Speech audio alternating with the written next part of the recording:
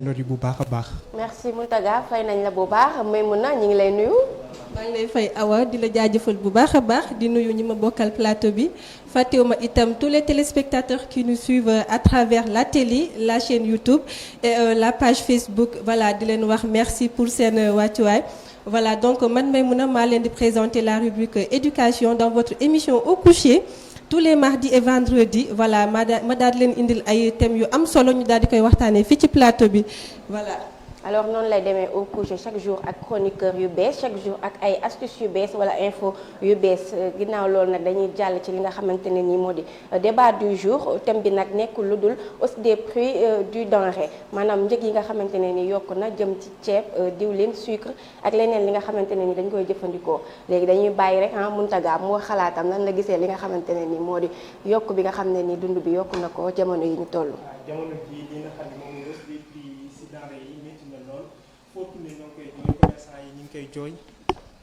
commerçant yi li nga xam ne moom mooy hausse des prix yi tamit nekk na loo xam ne jamono ji ñëpp a ngi koy waxtaanee. du fekkee commerçant yi ñu ngi koy jooy maman yi nga xam ne ñoo nekk ci kër gi ñooy dem marché ñooy togg añ ñoom tamit ñu ngi koy jooy bu baax a baax état bi daal war naa jël ay matuwaayam parce que jamono ji lépp a yokk muy ceeb di diwlin di suukar daanaka lenn desul lépp la ñu yokk te xam nañ ni jamono ji poos yi demeewul noonu kon du lekk gi chéré rek Sénégal yi dañu am ay jafe-jafe. poche diisul benn yoon te prix yi cher na mu nekk loo xamante ne ni lu doy waar la en ce moment alors Maimouna yow lan nga xalaat ci loolu. voilà prix yokk na dëkk bi métti na ak période surtout bi ñu nekk ni période Covid bi ñëpp xam nañ ni que liggéey yu bëri instant yi dañoo arrêté donc bu ñu ne dañuy yokk prix des denrées yi loolu tamit day gën a nekk situation bu compliquée donc voilà. ménagères yi dañ ci sonn père de famille et tout donc état bi war na ci jël ay matuwaay comme ni ko Mountaga waxee ñu daal di éradiquer fléau boobu noonu parce que c'est pas du tout évident nekk ci benn pays bi nga xamante ni comme le Sénégal on est pauvre bu ñu ci naree yokk li nga xamante ni moom moo di cherté des denrées day gën a metti ci ñun voilà. voilà day gën a métti en bineta dafay gën a métti vu que instant bi ñun ku ne xam na ni dañoo bokk ci li nga xamante ne moo di pays yi nga xam ne ñoo gën a néew doole ci Afrique bu ñu bëggee yokk dund bi est-ce que du métti ci ñun. si day métti comme ñoom niñ ko waxee parce que Sénégal dafa nekk pays boo xam dafa bokk ci les pays les moins développés du coup bu ñu yokkee li nga xam ne mooy dund bi day métti ñiy dem marché ñu ngi koy jooy ñeneen ñi nga xam ñiy joxe dépense sax ñu ngi koy jooy parce que dama jàpp que ni hausse des prix bu amee rek parce que équilibre entre offre ak demande am na manque d'équilibre am na du coup man je vois pas les raisons yi tax ñu war ko mën a yokk et sinon tam ñuy lancer appel état rek pour mu jàppale ñi nga xam ne mooy jëndkat yi jàppale aussi jaaykat yi ba ku si nekk gis ci sa bopp te xëccoo du am. voilà noonu lay demee mu mel ni léegi aw est-ce que jàppoon ni taxes yi mooy yokk ba war a tax commerçant yi yokk seen prix wala dañoo def yëfu maa tey wala nu mu demee noonu. dañoo def yëfu maa tey moom peut-être ce serait assez exagéré. certainement war nañoo am ay raisons yu justifier hausse bi actuellement sénégalais yi amoon nañ suffisamment de choses à faire déjà ak inondation ak insécurité bi ak tellement de choses yoo xamante ne ñoo ngi dealer avec ça ñoom ñu ñëw en plus yokku cherté bi d'autant plus que am na sa pénurie alimentaire am na ingrédients yu bari actuellement dañoo manqué plus cherté bi vraiment man damaa jàpp ne dañoo ñëw pour achever population bi en quelque sorte alors ñuy lancer un appel à l'État di leen fàttali que suñu pouvoir d'achat demeewul noonu ñu jàppale population bi jàppale leen aussi ci yenn kii yi dafay am accompagnement peut-être à la limite parce que mënoo tëb du jour au lendemain nga ne da ngay yokku denrée alimentaire da ngay yokku lépp te mettre en place benn stratégie boo xamante ne di nga préparer population bi ci changement bu subit boobu actuellement am na ay familles yoo xamante ne sont obligées de limiter seeni repas ñeneen ñoo xamante ne sont obligés de limiter seen portion quantité bi nga xamante ne moom lañ doon préparer pour dire que loolu yëpp vraiment dafa metti la situation est vraiment difficile la souffrance est à son paroxysme état bi nañ ci jàpp vraiment bu baax. état bi nañ ci jàpp comme ni ko Lady Awa waxee parce que mu mel ni metti na donc équipe au coucher ak peut-être day waxal sénégalais yëpp pour état bi mën ci jàpp vu que gis nañ ay jéego yum ciy def pour mu gën a neex daal ci père de famille alors équipe au coucher nii lay demee ñi ngi leen di fàttali que ni équipe bi am na benn cadeau bu mu jox téléspectateurs ak internautes yi képp koo xamante ne ni dafa am anniversaire dañu koy wax bien avant maanaam 1 jour wala 2 jours avant envoyé ñu sa photo ñu daal di la koy postel daal di lay souhaiter joyeux anniversaire en direct da ngay woote rek ci 78 141 00 33 78 141 00 33 foofu ngay woote rek envoyé sa photo wax joxe sa tur ak sa sant ñu daal di lay souhaiter joyeux anniversaire en direct ci émission bi. alors ginnaaw loolu nag dañuy jàll ci li nga xamante ne nii moo di rubrique yi dañ koy tàmbalee rek ak rubrique bi nga xamante ne nii moo di revue de l'actualité des sites web ñu ànd ci ak Mountaga mu wax ñu tey lan la ñu indil. comme ni ma ko waxoon ni bi ñuy tàmbalee li nga xam ni moom mooy waxtaan wi di am mbégte bu baax di ñëw ci rubrique revue de l'actualité des sites web li nga xam ne nag moo gën a faar ci site internet yi moom la ñuy jël daal leen koy tënkal tey nag li ci gën a fës bokk na ci déclaration bi nga xam ni président bi jot na ko def ci 767 milliards yi nga xam ne nii jot nañ ko jagleel ci mbënn mi bi mu commencé léegi waaye dafa am leen loo xam ne dañ ko ci wax surtout fii nii ci Kër Massar nee nañ gestion bi leerul looloo tax nag mu daal di wax li nga xam ne moom mooy waa IGE di inspection générale de l'État ñu am ay gëstu yuñ ci amal ngir xool yooyu koppar fan la dugg fan yee ñu génn li nga xam ne moom moo di plan Orsec bi lancé waat nañ ko si ñiitu Antoine Félix Diome mi nga xam ne moom mooy ministre de l'intérieur jot nañ cee def tamit lu toll ci 15 milliards foog naa ne yooyu koppar fu mu dugg problème bi nga xam ne moom lay jéem a résoudre war naa nekk loo xam ne dina doon lu am saafara waaye boobu ba léegi mën na mi ngi gën a am ci réew mi waratuma waa Kër Massar ñi dëkkee fii Kër Massar sonn nañ trop ci li nga xam ne moom moo di mën mi loolu nekk premier point bi ñu nar a waxtaanee à part ça li nga xam ni moom mooy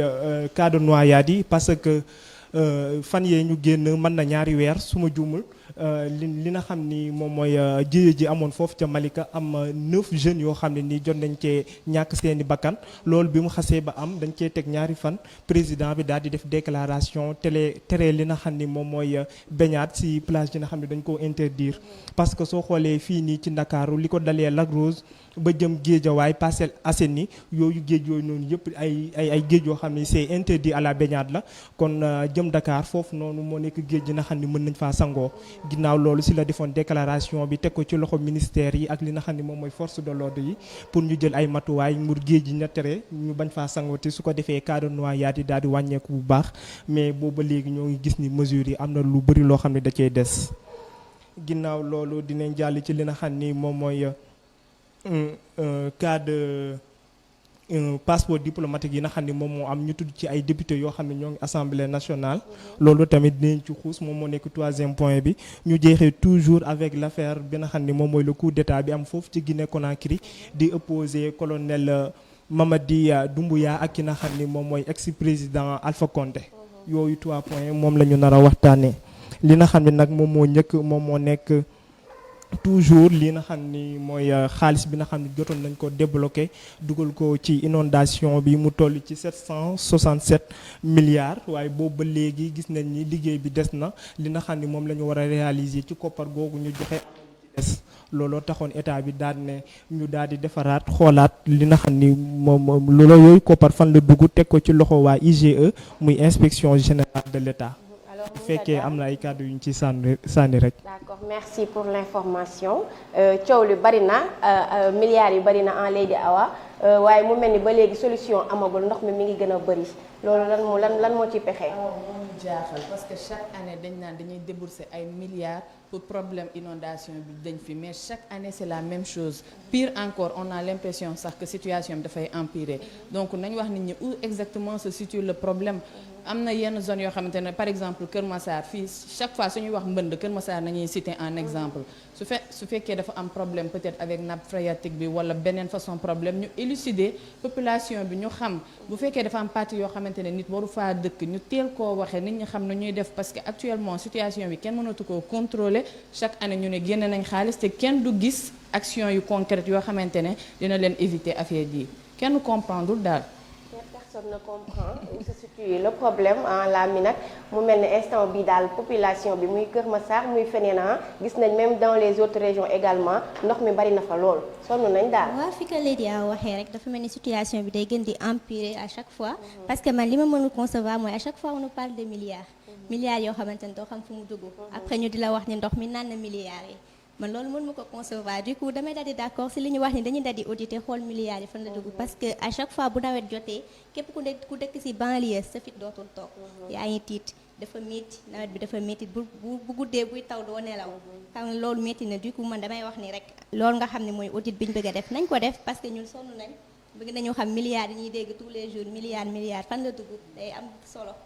alors Maimouna fi nga xalaat ne fa la milliards yi dugg ba tax ñun ñu nuur ci taw bi depuis lors ah. voilà Awa milliards yi fu ñu dugg kay war nañu koo laajte état bi déjà parce que ñoom ñooy gérer loolu bu ñu xoolee ba xool ñoom dañu à chaque fois dañuy dégg ay milliards dugal nañ ko fi te duñu mës a gis retour. tu vois donc problème yu mel noonu bu amee ci benn dëkk dañ ko war a régler une bonne fois pour toutes boo xoolee à chaque fois ça se répète chaque nawet da ngay gis famille tiit ku nekk di defaraat këram naan nawet ñëw na état bi kenn gisul seen taxawaay envers ñun te ñoo ngi dégg xaalis bi fan la dugg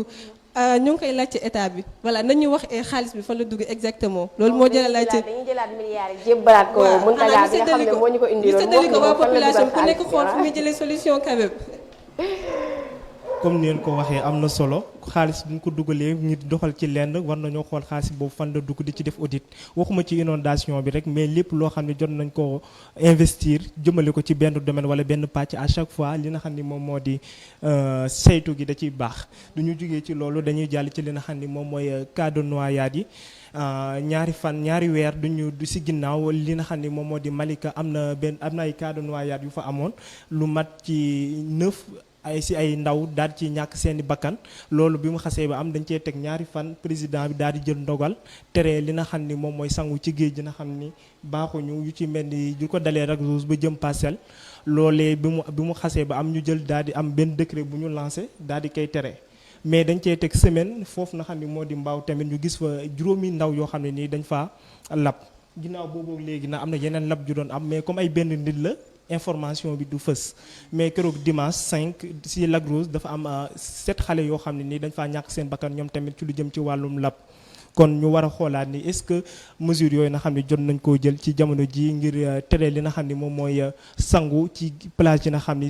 wóorul est-ce que ndogal yooyu noonu am na ay jumtukaay yoo xam ne yu dëgër yoo xam ne teg nañ ko ngir xeex ko.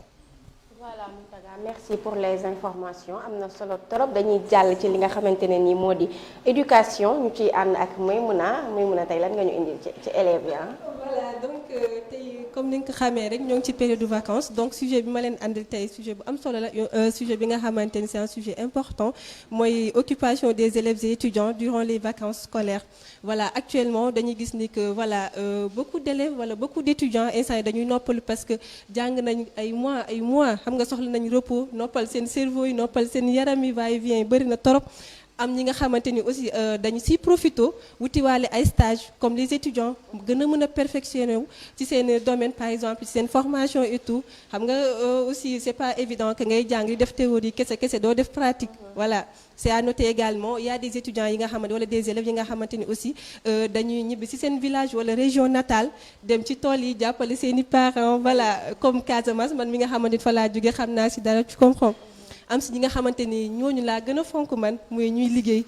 ñuy profité ci vacances yi liggéey xam nga dem daani seen doole mën a jàppale seen i parents jàppale seen bopp également di mën a payer seen scolarité bu école tijjee xam nga c'est pas du tout aussi évident à chaque fois bu école tijjee ngay naan sa papa wala sa yaay may ma alors que boo travailler durant les vacances mën ngaa gérer loolu au moins les 3 premiers mois wala les 4 premiers mois. voilà bu ñu duggee ci ñooñu dañuy dem ci beneen tranche d'âge bi mooy les enfants jardin d'enfants yi ak ñi nekk élémentaire xam nga ñooñu voilà ñëpp mënaluñu seen bopp voilà mën ñoo liggéey xam nga donc am na ci nga xamante ni dañuy dem colonie de vacances xam ngeen ci dara yéen mi voilà am ci ñi nga xamante ni dañ ci profité mën a defaale ay cours de vacances gën a mën a perfectionner wu préparer seen classe comme ñuy def CM1 préparer seen classe CM2 xam nga examen bi loolu yëpp dafa am solo quoi voilà donc xanaa ma bàyyi leen rek ngeen yokk ci dara voilà. voilà Maimouna macha allah comme ni nga ko waxee rek vacances yi ku nekk ak say activité la ñi bu ñuy def lii ñi ngi def lii en Mountaga ku nekk ak lii la gën a ñor wala lii la say parents permettre pour nga def ko ci vacances yi sujet bi mu indi nekk na sujet bu am solo mu nekk occupation des jeunes durant les moments de vacances parce que dafa nekk benn thème boo xam ne nii yaatu na trop parce que li nga xam ne moom la ndaw yi di dugg ci durant vacances yi bëri na lool bu fekkee jigéen ñi nga xam ne seen doole dafa néew la plupart dañuy dem di liggéey mindaan du fekkee ni mënuñoo jot ci yenn métiers yi góor ñi la plupart ci maçonnerie bi la ñuy dem di manœuvre ñu leen di fay par journée loolu nekk na activité yi nga xam ni jeunes yi lu bëri dañ ciy dugg durant li nga xam ni moom moo di vacances yi du fekkee nag yàlla jàppale na la na am benn niveau dem à l'université et consort am na ñoo xam ni dañuy dugg ci li nga xam ne moom mooy stage yooyu comme ni ko may mun a waxee. voilà ñi bu ñuy def stage ñi ñoom ñi ngi manœuvre wala ñuy dem liggéeyu kër pour am lu ñu suturloo en la minute yow ba nga ci tollee ban kii nga ban activité nga daan def. dama doon dem colonie de vacances nag. yow suñu bëgg lu yomb ñu la ko.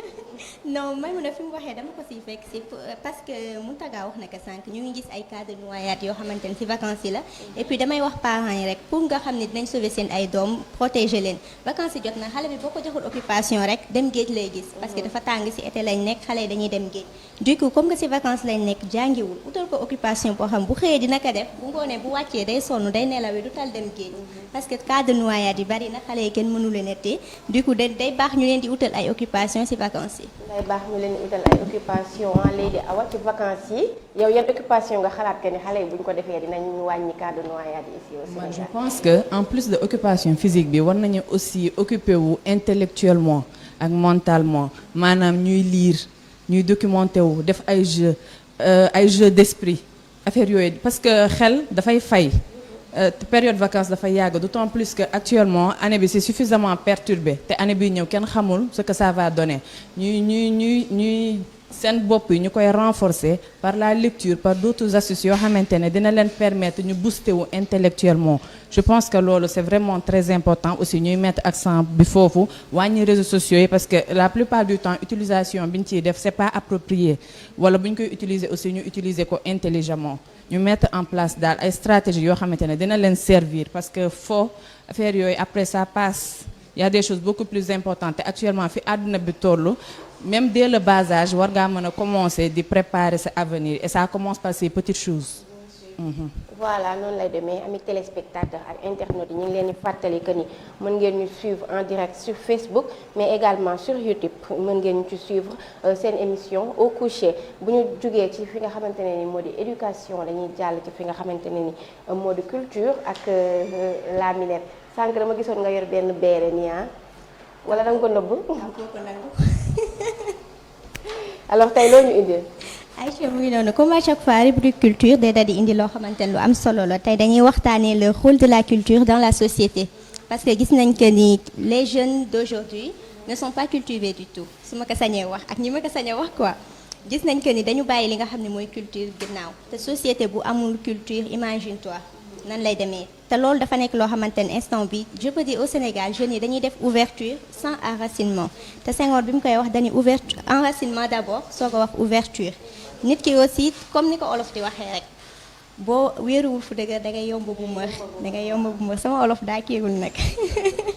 mais da si baax nga am wéeruwaay bu dëgër ba pare pour nga doog a mën a def sa ouverture jeune léegi dañuy xëy rek def ouverture moo waral dañuy jël culture keneen di ko adopté di ko dundee di ko defee di ko waxee parce que seen ay solin sax dafay changer parce que boo demee si pays yi nga xam ni comme si dëkk yi nga xam ni comme ni mu ko waxee moom Casamance la jógee ñoom dañoo respecté seen culture da ngay gis ni ba tey dañuy solo seen yére yooyu nga xam ni ñu ngi koy sol mais fii Dakar xam nga rek dëkk dox daje la ku si nekk da ngay sol la neex culture dañ ko xaw a bàyyi ginnaaw te dafa nekk loo xam ne dafa am importance si biir société xam naa si wàllu culture ak société sax bu ñu si doon wax fii ba suba du jeex ndax li ñu si war a wax moo bari ba tax na rek di wax jeunes yi nañ gën a xool li nga xam ne mooy seen culture parce que boo xamul lii nekk sa culture da ngay dem adopter culture keneen te loolu je pense pas que ni nekk na loo xam ne day jëmal kanam société. voilà am na solo loolu la olof Ndiaye di wax ku wàcc sa ànd boo dem fekk fa borom balaa ñuy jël li nga xamante ne nii. moo di culture jàmbur nañu jël suñu culture parce que boroom xam-xam bu mag danaan le séjour d'un tronc d'arbre dans l'eau ne le transforme jamais en crocodile maanaam racine bu nekk ci biir ndox lu mu fa yàgg-yàgg du tax mu doon jasit donc ñun lu ñu yàgg-yàgg extérieur wala lu ñu solu du tax ñu doon leneen lu dul africaine du tax ñu doon leneen lu dul sénégalais léegi dañuy bàyyi ci nga xamante ne moo di Mountaga mu wax xalaatam ci déracinement boobu wala est-ce que moom bokkul ci jeunes yi nga xam ne dañoo déraciné. bon thème bi mu indi am na solo trop parce que comme li ñuy wax aada ak cosaan daa nekk leen loo xam ne day dooleel réew kon li nga xam ni moom mooy culture bi ak tradition bi war na nekk lenn loo xam ne dañ cee war a def focus ñun ñi nga xam ne ñooy ndaw ñi ñu koy promouvoir. am na leen benn phénomène boo xam ne dama koo gis jamono ji te nekk na loo xam ne dafa important parce que jamono Covid bii nii mariage yi dafa bëri léegi xale yu jigéen ñi le matin la plupart soo leen gisee ay habits traditionnels la ñuy def selon seen ethnie moom la ñuy sol toute la journée suñu parewee doo ko def ci doo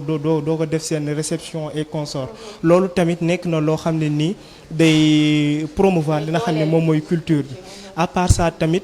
culture doo ko yemale sa réew soo ko yemalee sa réew am na nu muy demee ak mondialisation bi fi mu toll day compliqué il faut ñu koy exporter di ko yóbbu à l'étranger fi nga xam ne moom moo di extérieur te loolu man si sama xalaat bu gàtt li nga xam ne moom mooy cinématographie war na kaa mën a promouvoir parce que kon ñi nga xam ne ñoom ñooy producteurs yi nekk ci Sénégal yi ñoom lay lancer appel yi parce que la plupart du gisee suñu produit suñu série yi nga xam ne moom la ñuy produire c'est plus li nga xam ne mooy aspect occidental bi la ñuy gën a wane que li nga xam ne moom mooy aspect culturel bi loolu tamit dañ ko mënee dëxëñaale tamit si seeni séquence ak seeni scénario su ko defee ñu mën a promouvoir la culture sénégalaise parce que soo xoolee yeneen dëkk yu ci mel ni Inde ñoom seen culture dañ koy promouvoir si seeni cinéma loolu day éveiller curiosité ñi nga xam ne ñoom ñoo koy seetaan ba ñoom nekk nañ dëkk yi nga xam ne ñoom ñoo gën a am doole ci lu jëm ci wàllum culture. maanaam dooleel li nga xamante ne ni moo di culture may mun a moom dafa mel ni dooleel na culture am parce que boo xoolee de par son habillement rek li nga xam ne kii ku fonk culture am la te dama laalaale sama mbokk pëli xam nga yëre boo ko gisee rek nga xam ni voilà noonu la comme Mountaga nu mu ko waxee xam nga instant dañoo toll ci période bi nga xamante ni c'est la mondialisation donc tout est confus ñëpp a bokk tey jii nii nit ki ci boppam warul fàtte fi mu jugee. La culture elle est vraiment importante dans une société quel que soit alpha quel que soit le lieu bi nga xamante ni moom nga dem waroo di fàtte sa culture là on voit que am ñi nga xamante ni dañoo ngi France wala États-Unis mais duñu mës a fàtte seen culture da nga leen di gis ñu sol ay yëre olof da nga leen di gis ñuy def ay par exemple ay musique di déglu ay musique xam nga duñu fàtte n'empêche ñoo ngi ci milieu bi nga xamante ni dañu sol ay pantalon def tout mais fàttewuñu Sénégal bi donc man je lance un appel aux parents pour ñu mën a fàttali seen doom à chaque fois voilà fu ñu jóge ak lu ñu doon parce que c'est vraiment important loolu moo lay déterminer en tant que personne dans une société. voilà loolu la kenn warul fàtte li nga xamante ne ni moo di culture am. absolument foofu laa bëggoon a sax éducation dafa di loo xamante ne dafa lay topp sa giiru dund say parents am nañ benn forme éducation boo xam ne bu ñu ko defee ci yow peu importe yow ban environnement ngay évoluer di nga am la possibilité nga préserver ko kii wax na ko léegi séries yi sont une parfaite illustration de actuellement société bi ni mu demee ni ñu perdre en quelque sorte seen culture parce que sont actuellement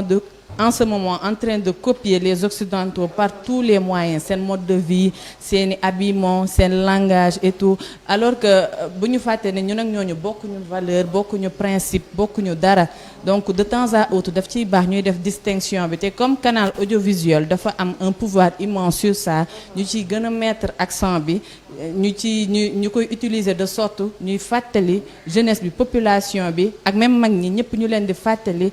importance su culture dans une société ñu koy utiliser à bon escient. voilà la nag il faut ñu xool li nga xamante ne ni mooy jëmale kanam suñu culture rawatina ñun suñu culture sénégalaise booy xool wax instant bi nekk na loo xamante ne du ma ne Sénégal du ma ne Afrique mais américains yi sax léegi dañ koy sol mu nekk yére bu chic si ñoom alors que ñun xamuñu ko woon bi ko américains yi di sol mu nekk lu rafet si ñoom ñun ci lañ commencé jëlaat wax ñun def moomaat ko. nga xam ne loolu day wax parce que wax nekkoon na loo xam dañ ko banaliser. fii Sénégal boo solee wax sax dañ naan sañse woo te pourtant dafa nekk tissu boo xam dafa am valeur dafa nekk suñu culture dafay baax ñu di ko sol parfois parce que boo demee si Mali ñoom dañuy sol li nga xam mooy seen ay tissu lu si mel ni cuub mais fii Sénégal dañoo jël cuubu Mali yi di ko sol parce que boo ko solee si nga sañse mais pourtant wax lañu moom léegi sax gis naa ñu ngi commencé jël wax di ko sol di ko ñëw ay ñëw yu rafet day nice dafay baax ñuy jël li nga xam ne ñun ñoo ko moom ñu di ko def te bàyyi ak ñeneen ñi la ñu moom. ku nekk daal na jël li moom bien vrai que mën nga laal ci yëfi jàmbur mais avant ngay ëppal ci yëfi jàmbur jëlal li nga xamante ne ni mooy sa moomeel ba pare merci la Minette après loolu nag dañuy jàll ci li nga xamante ne ni moo di rubrique bien-être ñu ciy ànd ak Lady Awa tey lan nga ñu indil. voilà alors je vais oublier sax kii ko préciser ko ci présentation bi man may présenter rubrique bien-être et développement personnel. De façon générale donc tey Awa maa ngi leen indi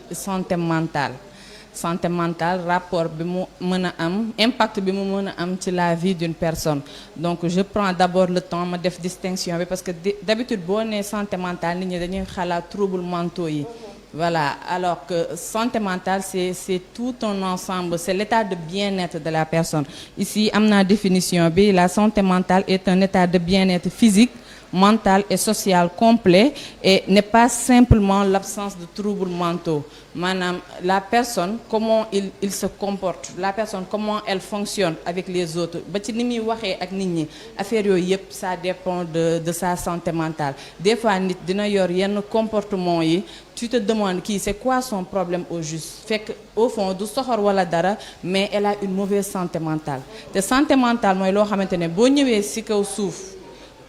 tu as une bonne santé mentale mais il y a beaucoup de facteurs yu ko mën a détériorer. Premier bi mooy environnement mooy principal facteur boo xamante ne mën naa détériorer santé mentale. Nit ki mën nga évoluer ak ay nit yoo xamante ne dañuy booster sa bien-être booster yow sa yëg-yëg booster sa santé mentale mais bu la yàlla nattoo nga nekk ak ay nit yoo xamante ne peut-être des personnes toxiques wala des personnes méchantes loolu dina yàq sa santé mentale. Te santé mentale mooy loo xamante ne dafay réguler yow say ressenti say pensées say paroles ak say faits et gestes. Loolu yëpp dafa am lien donc il faut tout faire pour que la personne mu jéem a préserver sa santé mentale. Comment préserver sa santé mentale? D'abord en faisant un nettoyage. Ni ngay nettoyer sa corps physique ak sangu affaire yooyu intérieurement noonu nga ko war a purifier par lan déjà par say pensées par li ngay gis par li ngay xool ba ci réseaux sociaux yi war ngaa mën a di suivre ay personnes yoo xamante ne amal nañ la njëriñ positivement au lieu de ngay suivre ay nit yoo xamante ne ils sont centrés sur les apparences wala ay nit yoo xamante ne voilà mën nañ laa pousser ci benn porte boo xamante ne yow amaana loolu c'était pas ta personne mais peut-être par faiblesse d'esprit yow nga commencé di intéressé wu donc li ñuy suivre ci réseaux sociaux yi dafa am solo li nga ñi ngay côtoyer aussi dafa am solo parce que di côtoyer par exemple ay nit ñoo xamante ne seeni propos yépp ci nit ñi la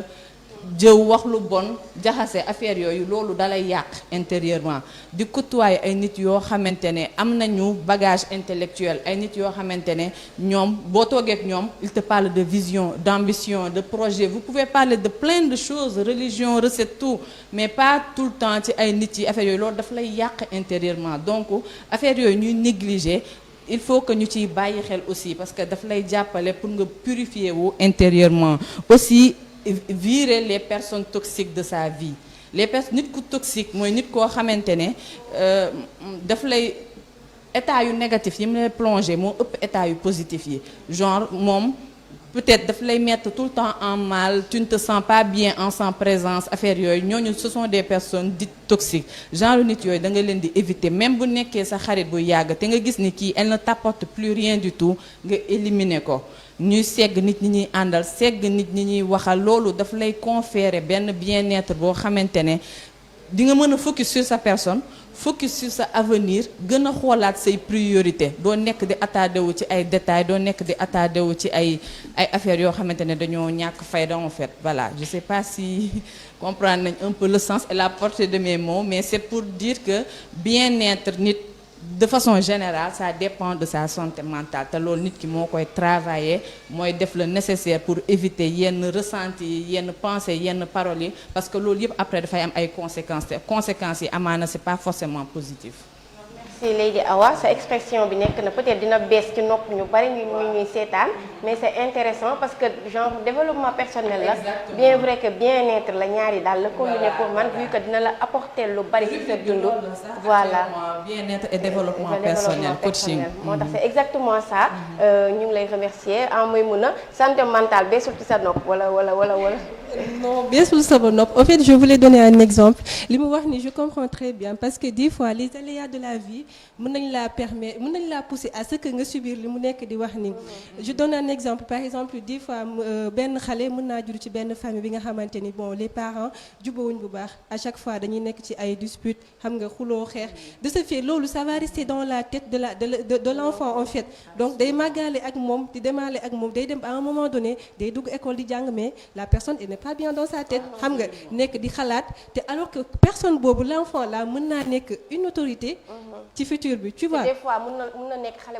xale bu soxor xam nga moom mën naa dem ci classe bi gis parents mi nu ñuy def ba ko adopté foofu noonu tu vois à chaque fois la personne elle a peur de rentrer chez soi xam nga naan su ma demee li laay fekk foofu li laay fekk et c'est pas du tout normal donc moi je lance un appel également aux parents à ce que ñu gën a xoolaat éducation yu xale yi parce que li muy wax ni c'est intéressant c'est fréquent des fois nga gis fi benn nit muy dox normal nga ne waaw la personne elle est bien alors que dans sa tête moom elle n'est pas bien am na ay soucis yu bëri te des fois am na ni ngay comporter avec les personnes ñu naan la waa kii wérut parce que des fois aussi àndandoo day yàq mën ngaa toog fii nii xam nga nekk comme nu sànq souligné na ko mu ne ko nga nekk avec des personnes pessimistes xam nga à chaque fois ñuy wax ci ay nit ñoom kay à chaque fois il voit le mauvais côté voilà des choses quoi voilà donc à chaque fois yow da ngay dem ba nga adopté comportement boobu di dëkk ak ñoom alors que loolu day répercuté une fois voilà que nga nekk ci sa futur donc c'est important de souligner sujet bu am solo la macha allah.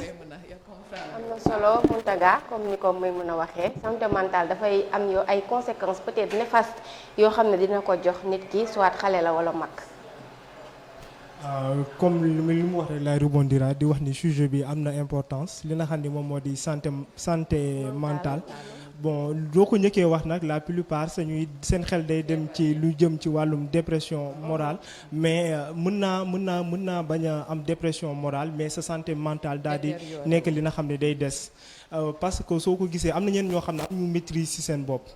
yenn saa duñu meree dinañ def loo xam ne nii duñ ko tey yenn saa tamit kontante dina leen yóbbu fenn foo xam ne nii bëgguñu fa woon a yegg loolu noonu il faut na am maîtrise ci sa bopp man daal li may revenir at ci mooy yëpp ci li na jot a wax ci santé mentale mooy nit ki mu fexe ba am li nga xam ne moom mooy maîtrise ci boppam soo amee maîtrise ci sa bopp dina tax ba à chaque fois ak situation bi ni mu mënti demee dina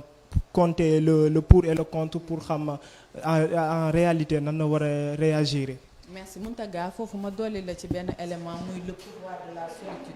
awa ñu bari dañoo ragal wéet. lu ñu mën a def ba nekk ci ay nit rek dinañ ko def alors que c'est dans la solitude que nit ki la di forger personnalité am di jàng yenn réaction yi nu mu koy contrôler di donte kiiwam yi yenn ressenti wam yu négatif yi pour te dire solitude aussi am na ay aspects positifs voilà. waaw mën naa si yokk dara pay comme solitude bu mu souligné ni des fois on voit am na dañu nekk si benn société bi nga xamante ni ku nekk mën naa jàppale moromam solidarité bi fi nekk xam nga tey jii ni am nañu ay psychologue am nañu ay coach sànq souligné na ko fii mën ngaa dem nga gis ak ñoom waxtaan ak ñoom parce que yow xam nga ni au fond yow tu as des problèmes yi nga xamante ni voilà ñi nga dëkkal mënuñu la koo régleel du coup yow tu as besoin de voir un professionnel mu jàppale la si afin que loolu nga gën koo mën a surmonter quoi parce que adduna bi moom mooy loolu. Voilà, j'en profite également pour dire que je suis coach de vie pour femmes, donc pour les femmes qui manquent de confiance en elles. Ku ci soxla booster sa confiance en soi rek tu peux me faire signe. voilà dañ koy commencer ci plateau bi ak wala ñu commencer ko proxy ñoom Rokhaya ak ñoom Kani ñëpp la minute. waaw da ciy baax mu coaché ñu benn instant. mu mel ni santé mentale nekk na loo xamante ne nii peut-être lu dina bees ci ñu bari mais lu intéressant la. si lu intéressant parce que même elle va marcher sur la langue li mu bëggoon a wax foofu laa bëggoon a génn si côté xale yi. parce que da ngay gis xale boo xamante ne day agressif day dóore di xeex day dem école sax moom du nekk. loolu lépp day nekk si la nga xam ne si boppam la parce que psychologiquement bàyyi na ay problème seen kër après bu ñëwee école day kii si moom day révolté wu si moom aussi si wàllum fréquentation bi mu wax parce que tubaab day wax tout ce qui s'assemble se ressemble du coup day baax benn instant ñu xool ñan la ñuy àndal parce que fréquenté ñoo xamante ne amul la benn njëriñ boo leen toogee da ngeen di waxtaanee tey may mun a sol na lii Lady Awa lii la def kii lee la wax amul benn sens si benn instant quoi du coup day baax nga xool ñi nga xam ne ñoom ngay fréquenter pour que sa li nga xam ne mooy sa santé mentale comme ni mu ko waxee moom mi nga xam mooy madame santé mentale ñu mën di ko développer bu baax. d'accord mais suñu réalité sénégalaise en Lady Awa mu mel ni tey jii boo defoon benn prise de conscience ne tey kat dama màgg léegi damay segg ñi may àndal dañ naan kii kat dafa yëg boppam. progressivement. gis nga même nit yooyu ngay àndal noonu nga xamante ne seen wax yëpp ci wax lu bon la ci nit ñi mën nga leen jàppale ba ñu dëñ ci parce que ñoom bu ñu indee sujet nit ñi wax ci lu bon yow nga tourné ko ba mu rafet ba pare nga orienté sujet bi de sorte que ngeen indi beneen thème bu gën a intéressant ñoom petit à petit bu dee ay nit nañ dinañ xoolaat xam ne kii ñu nag moom bokkatuñu niveau affaire yi nga def ko progressivement ñoom bu ñu gisee ne bu leen bénéficier situation bi mu nekk changement boo xamante ne dina leen permettre déclic ñoom itam ñu xoolaat peut-être seen façon de faire mais yow su fekkee ne gis nga ne malgré tout ça sont restés les mêmes personnes nga zappé leen c'est pas la fin du monde. Je le dis tout le temps, personne ne prendra soin de vous si ce n'est vous-même. Donc ku ci nekk na def le nécessaire pour préserver ses états d'âme, pour nekk tout le temps dans de bonnes humeurs, affaires yooyu bañ a verser dans certaines bassesses. Après nag ni ci des lu ñu mënti xalaat yow c'est pas forcément ton problème. L'essentiel c'est que tu es bien avec toi. alors man am na benn question bu ma bëgg a poser est-ce que santé mentale dina def maanaam dina am impact ak li nga xam ne moo di sa santé physique. évidemment xanaa xamoo moo yu bari des fois nit dina am ay feebar ay métit dem ci médecin bi du gis dara fekk mu ngi dund ay maux. Par exemple benn exemple bu banal, tu peux prendre une femme mariée boo xamante ne jëkkëram mu ngi koy dundal façon métit yu nekk, douleur boobu day dem ba moom dafay nekk ci moom ba transformé mën na xëy am goitre, mën na xëy am AVC. Pour te dire que métit yooyu dañ ko peut-être négligé, mais am na à coup sûr une corrélation ak sa santé physique. d'accord mooy ñi nga xam ne dañuy feebar peut-être ñu dem hôpital duñu gis benn maladie ñu ne peut-être liggéey la wala mystique la, alors que peut-être effet yooyu la ñoom dañoo yàqu carrément que loolu mooy impacter seen physique, mais médecin du ko gis. voilà may mun a yow est-ce que jàpp nga ne nit mën na xeex ak boppam ba développer li nga xam ne moo di santé mentale am. waaw loolu c'est bel et bien qui est possible, parce que dans la vie on nous apprend que il faut toujours être optimiste. lépp li ngay def li nga xamante ni c'est pour ton bien-être et le bien-être de tes parents, wala lépp li nga xamante ni lu baax la ci milieu bi nga nekk da nga ko war a di def pour nekk bien dans ta tête quoi. Sànq souligné na fii lu am importance bu muy naan loolu mën naa am impact ci seen santé physique. Donc il y a des personnes yi nga xamante ni elles ont des journaux intimes. xam ngeen ko non elles ont des journaux intimes, donc foofu la ñuy nekk à chaque fois bu ñu amee lu leen métti wala bu ñu amee ay problème dañuy toog di bind. kenn du ko gis, ñoom kese ñoo koy gis parce que c'est seen secret la. Du coup dañuy dëkk ak moom dem di nekk ak moom duñ ko partager avec personne. donc santé kii problème physique yi ngay wax noonu mën naa ñëw ba mu ko dab ko mu dem hôpital malheureusement nit ka dee ñu naan lan moo xewoon lii moo ko rey. bu ñu dem delloo ci ginnaaw xool li mu doon def li mu doon bind xam ne que la personne elle ne vivait pas réellement. xam nga loolu aussi c'est à souligner. te may mun na ma rappeler la actuellement problème sénégalais mooy bindatuñ journal intime de léegi réseaux sociaux yi nañ def seen journal intime. yaay te xamuñ ne voilà statut léegi nit ki lu muy dund dugal ko statut te xamuñ ne loolu day augmenter seen mal-être. loolu dafay augmenter seen mal-être parce que loolu boo koy def yaa ngi jox ay nit yoo xamante ne seqoo leen ko mais dañuy am benn pouvoir ci yow. te loolu après ngay sur le long terme ngay rendre conséquences yi, ngay comprendre conséquences yi, loolu ni mu dangereux parce que ñu si bari actuellement surtout Twitter, je sais pas si yéen a ngi si plateforme boobu, mais da ngay dem ba yow da ngay gis nit koo xam ne lépp lu muy dund da ko ciy bind.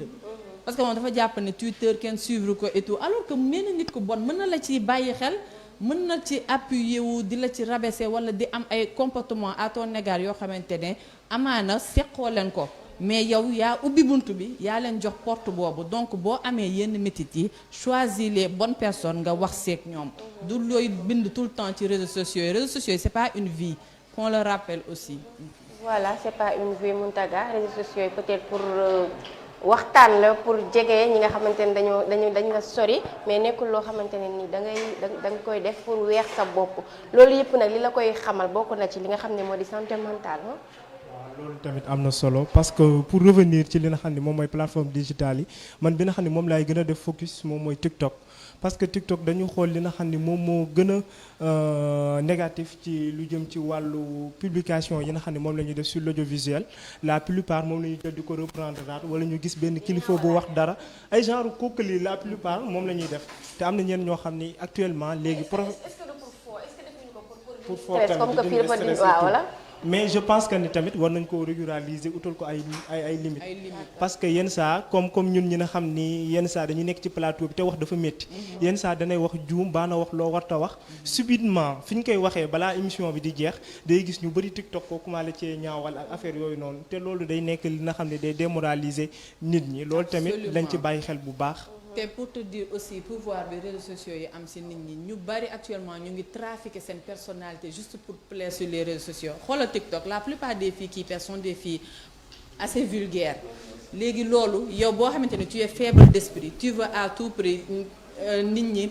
kii focus sur toi, da ngay commencer aussi di dénuder wu di yor ay langage vulgaire, ay comportement yu vulgaire, alors que loolu am na dafay am ay répercussions ci sa état d'esprit parce que ça te rend encore plus faible contrairement à ce que tu peux penser. am na lenn lu ma ci bëggoon a rajouter rek moom mooy